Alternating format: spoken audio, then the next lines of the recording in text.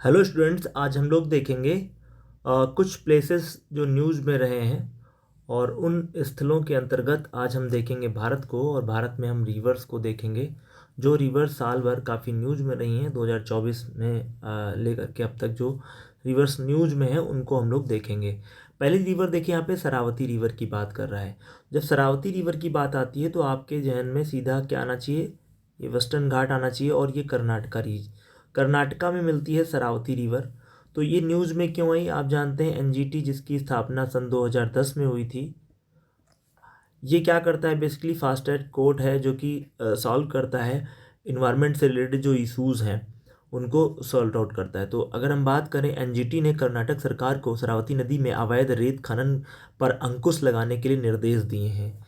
ठीक, यानी इलीगल तरीके से जो वहाँ की सैंड की माइनिंग करी जा रही थी, इसको लेकर के एनजीटी ने जो कर्नाटक सरकार है उसको क्या किया है, आपके बेसिकली अवैध रेत के खनन को लेकर के प्रोहिबिशन की बात करी है।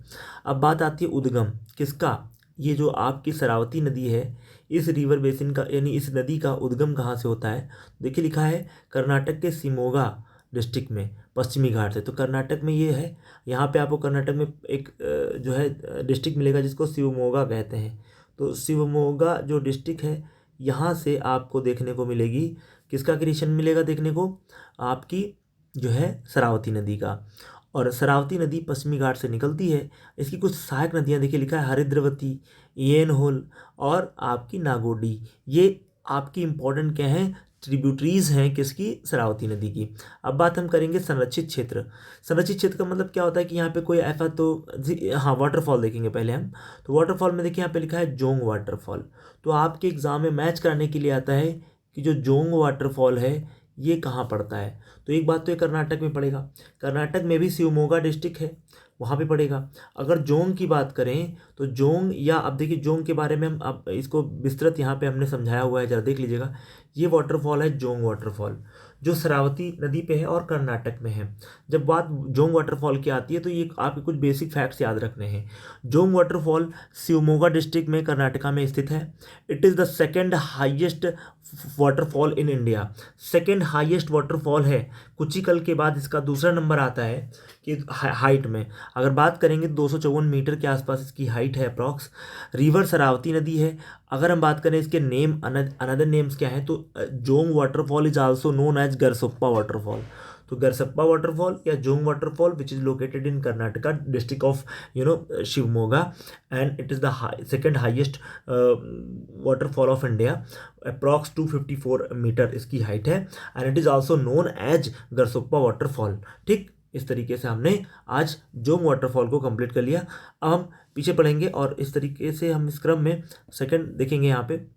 तो देखिए यहाँ पे कर्नाटक दिखाया हुआ है और कर्नाटक में ये चीज़ आपकी बता रहा है। तो यहाँ पे डैम की बात करें तो देखिए अन्य में अगर हम देखें तो संरक्षित क्षेत्र कौन सा है? शरावती नदी घाटी वन्यजीव अभ्यारण्य यहाँ पे है, तो इसको प्रिजर्व किया गया है। बांध की बात करें तो महात्मा गांधी डैम पन विद्युत जो है पन विद्युत पावर स्टेशन की स्थापना की गई है। तो इस तरीके से हमने जोंग वाटरफॉल के बारे में देखा। और शरावती नदी क्यों न्यूज़ में आई? क्योंकि एनजीटी ने क्या ले लिया है? संज्ञान ले लिया है। उसने कहा है कर्नाटक सरकार से जो इलीगल तरीके से सैंड माइनिंग होती है आप उस पर क्या करो? बैन लगाओ या अंकुश लगाओ।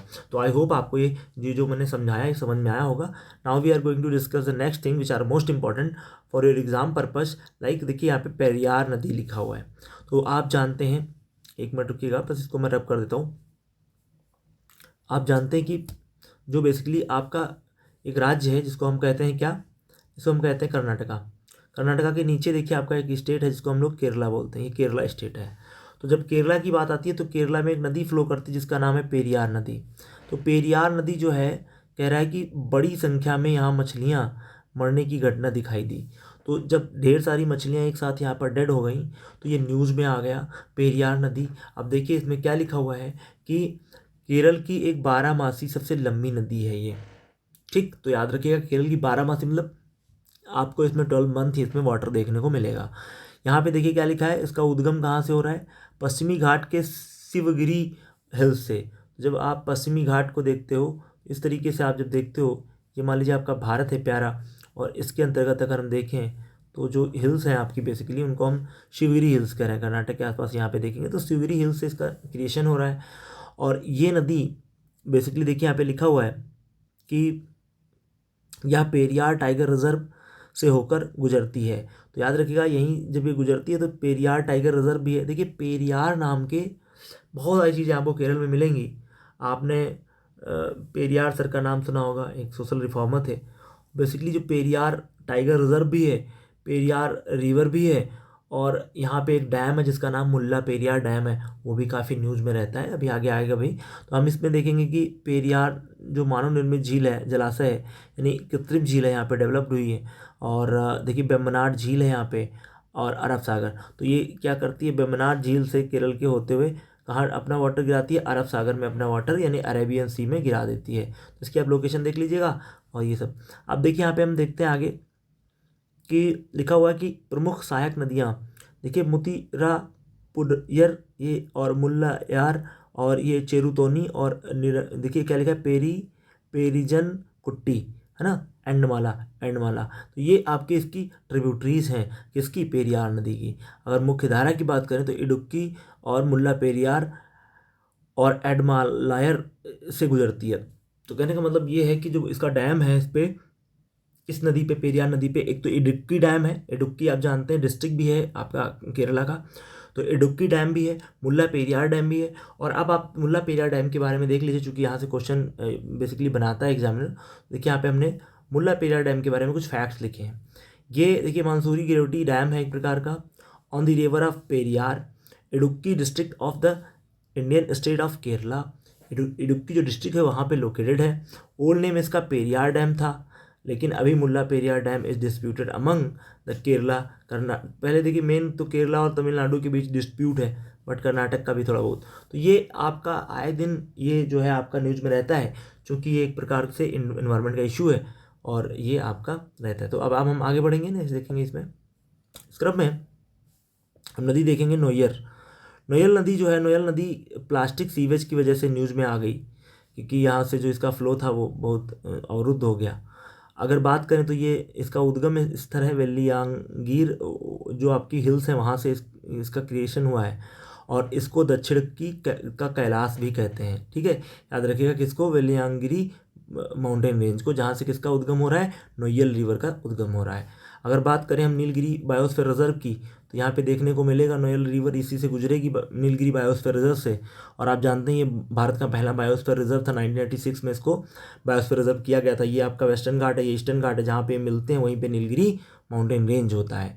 अगर हम बात करें बेसिकली कावेरी रिवर की, तो कावेरी की सहायक नदी है नोयल नदी। तो याद रखिएगा, इंपॉर्टेंट चीज़ हमने आपको बता दी है। 12 साल में फूल खिलता है नील कुरुंजी, और उसी के नाम पर इसका नीलगिरी माउंटेन रेंज हुआ है। ठीक है, और यहाँ की जो सबसे हाईएस्ट पीक है दुद्धा बेट्टा है, और ये साउथ इंडिया की सेकंड हाईएस्ट पीक है आफ्टर अनाईमुडी के बाद। तो आई होप आपको ये सब चीज़ें समझ में आ रही होंगी। Now we are going to discuss the Subansiri river, which is most important river, which is flow. देखिए यहाँ पे आपकी यहाँ से निकलती है सुबनसिरी। सुबनसिरी यहाँ नहीं, ये आपकी निकल रही है ब्रह्मपुत्रा ऐसे आ रही है, और ये यहाँ से इंक्लाइंड होती है, और ये कहाँ चली जाती है, आपके असम में। और इधर देखिए, इधर से आपके अरुणाचल प्रदेश से होकर असम में। तो यहाँ पे आपको कहीं ना कहीं सुबनसिरी देखने को मिलेगी, जो किसकी ट्रिब्यूटरी है, आपकी ब्रह्मपुत्रा की। तो देखिए यहाँ पे क्यों न्यूज में आई, ये देख लो, Subansiri lower hydro electric project, है ना, एक व्यापक जो है मत्स्य प्रबंधन के लिए जाना जाता है। तो इसलिए ये न्यूज़ में आया, क्योंकि यहाँ पे एक बहुत बड़ा समझौता हुआ जिसको लेकर के, मत्स्य प्रबंधन को लेकर के। देखिए अगर हम बात करें योजना की, तो कार्यान्वयन समझौते के हस्ताक्षर के आधार पर हुआ है। उद्गम की बात करें, तिब्बत में कॉगिंग ग्लेशियर से निकलती है। यह नदी अरुणाचल प्रदेश में प्रवेश करती है, और ब्रह्मपुत्र की सहायक नदी दाहिने तट से मिलती है। याद रखिएगा इस चीज़ को। असम के मैदानी क्षेत्रों में मेघालय की सहायक नदी है। प्रमुख अगर हम नदियों की बात करें, तो देखिए यहाँ पे लिखा है लारो, नी, युम और तिसारी और कमला, ये इसकी प्रमुख सहायक नदियाँ हैं। अगर हम जियाधल की नदी की बात करें, देखिए जियाधल नदी क्यों न्यूज में आई, क्योंकि जलवायु परिवर्तन के कारण जियाधल नदी प्राकृतिक रूप से अपवाह प्रवाहित हुआ है, बाधित हो रहा है। ब्रह्मपुत्रा की सहायक नदी है ये जियाधल नदी, और ब्रह्मपुत्रा की उत्तरी किनारे की ओर मिलती है। उद्गम स्थल इसका कहाँ से, कर्नाटका प्रदेश में लघु हिमालय की श्रेणी से। यह नदी असम से होकर के बहती है और मांजुली द्वीप के पास ब्रह्मपुत्रा से मिल जाती है। आप जानते हैं मांजुली द्वीप जो है वो दुनिया का सबसे बड़ा जो माजुली द्वीप है दुनिया का सबसे बड़ा नदी द्वीप है। और माजुली द्वीप में आप जानते हैं एक राइस होता है जिसको हम लोग कहते हैं बासमती राइस। क्या कहते हैं बोलो बच्चे? बासमती राइस यहाँ पे प्रोडक्शन होता है, तो याद रखिएगा इसका। तिजू जो है आपकी, देखिए तिजू जंकी रिवर है ये। तो तिजू जंकी रिवर ये भारतीय अंतर देशीय जलमार्ग प्राधिकरण की ओर नागालैंड सरकार की परिवहन की ओर से, है ना, तिजू जुंकी नदी राष्ट्रीय राजमार्ग 101 के रूप में विकास किया गया है। विस्तृत परिवार जो आपकी अध्ययन करने का निर्णय लिया गया है। मतलब ये है कि ये जो नदी है नागालैंड सरकार ने इसमें जो परिवहन को लेकर के मेंटेन करने की बात कर रहे हैं तिजू को। आगे देखिए तिजू का उद्गम नागालैंड के छिदविन नदी, है ना, इरावदी की सहायक नदी में मिलती है। तो याद रखिएगा जो तिजू नदी है वो इरावदी नदी आप जानते हैं म्यांमार की सबसे बड़ी नदी है, और इरावदी नदी के ही किनारे मांडले झील है।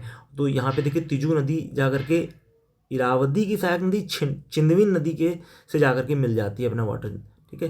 तो इसका मुख्य और नदियाँ जुंकी, त्याजी और आपके लेकिन मरो, ये नदियाँ आपकी। जुंकी नागालैंड की तिजू की सबसे बड़ी सहायक नदी है। तो याद रखिए जुंकी नदी जो है वो तिजू की सहायक नदी है, बेसिकली नागालैंड में देखने को मिलती है।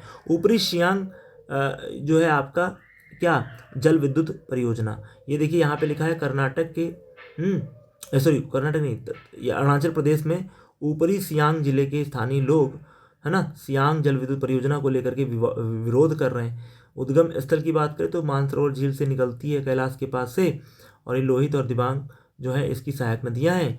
और ये असम में मैदानी भागों में दिहांग और लोहित में मिलती है, और ये ब्रह्मपुत्र बन जाती हैं इसे। तो इसका मतलब आप समझ लीजिएगा, इस तरीके से हमने पूरा आपको वीडियो समझाने की कोशिश की, है ना। कुछ चीज़ें जल्दबाजी में जल्दी जल्दी करना होता है, क्योंकि उसका वीडियो का लिमिट भी देखिए 11 मिनट हो गया है, तो ज़्यादा बड़ा हो जाएगा तो बोरिंग हो जाता है। तो आई होप आपको ये समझ में आ रहा होगा। आप इसको लाइक कर सकते हैं, और अगर आप देख रहे हैं इसको आप शेयर भी कर सकते हैं अपने फ्रेंड्स के साथ में, ठीक है।